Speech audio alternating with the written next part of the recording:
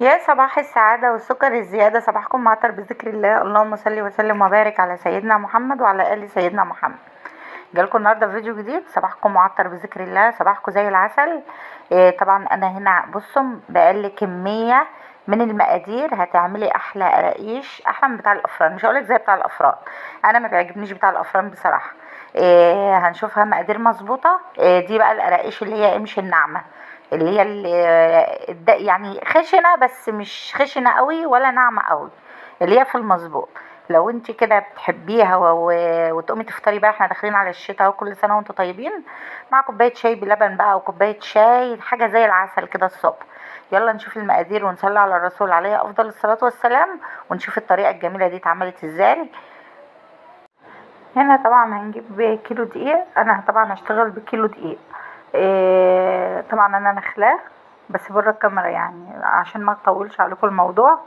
فهنا طبعا جبت بقى باكيت خميره او معلقه خميره فوريه كبيره، وهحط عليها معلقتين سكر وكبار برضو. وهنا هقلبهم بنص كوبايه ميه واقلبهم تقليبه حلوه واركنهم على ما الخميره بتاعتي تتفاعل.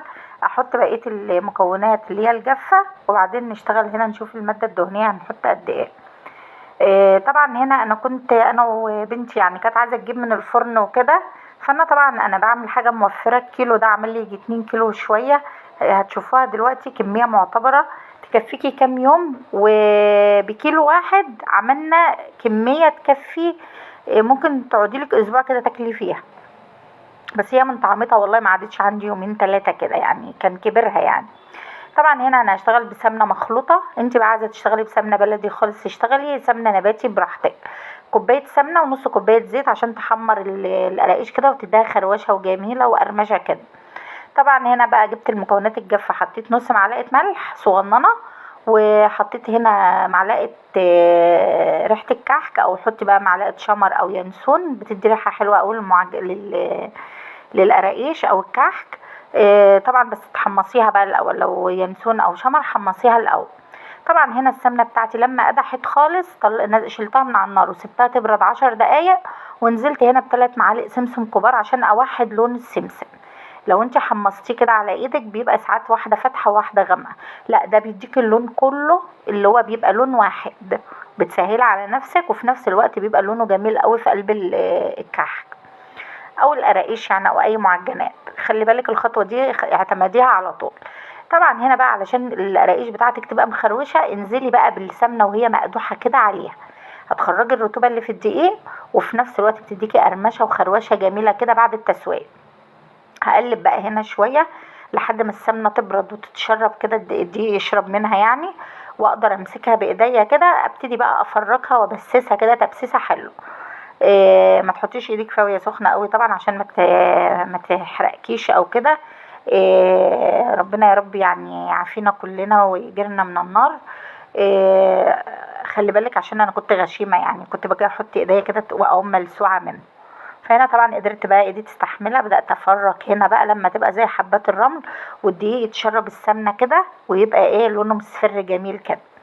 تبتدي بقى خلي بالك من خطوة ان انت تحطي السمنة مقدوحة قوي، دي بتدي خروشة جميلة في الكحك او القراقيش او القرص. لو انت عايزة خروشة بقى بقرمشة كده. طبعا هنا بدأت بقى جبت ما خلصت الفرك فيها كلها وبقت تمام. جبت هنا بقى الخميرة كانت اتفعلت وكده، قلت بقى خلاص اوزعها على العجين. هبتدي اوزعها بقى كلها، وبعدين هنا طبعا هي خدت معايا بالظبط سوائل كوبايه لبن او حليب وكوبايه ميه. ما تشتغليش بحليب خالص او ميه خالص، يعني ميه خالص بتبقى زي بتاع الافران. طبعا احنا بنعزز الطعم وبنعمل حاجه بيتي بقى في بيتنا بطعم حلو بنظافه، عارفه معموله ازاي، تحفه. هنا طبعا كوبايه اللبن دي والله كانت موجوده عندي في التلاجة يعني، فانا قلت اشتغل بيها. هنا طبعا بقى خدت هحط كوبايه ميه، هي هتاخد معايا بالظبط كوبايتين، كوبايه وكوبايه. وطبعا الخميره انا حاطه ربع كوبايه ميه يعني مش كتير، يعني تعتبر خدت كوبايتين وربع كوبايه ميه.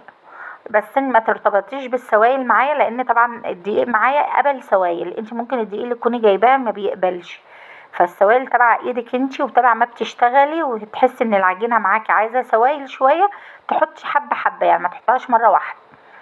شايفين انا بحط كده واحس انها لسه ناشفه في ايدي، ببتدي احط تاني.